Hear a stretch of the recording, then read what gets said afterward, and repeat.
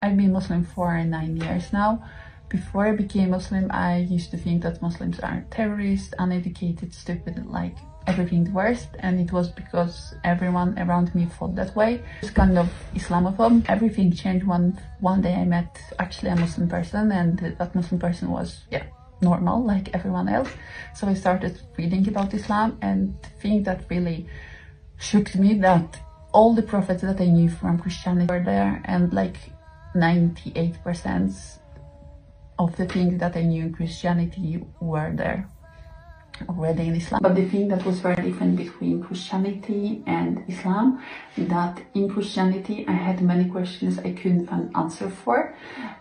I went to many priests asking them these questions, and they were like, there are certain things in religion you just need to believe in without knowing the reason behind. Where in Islam I found the reason behind every step. I've been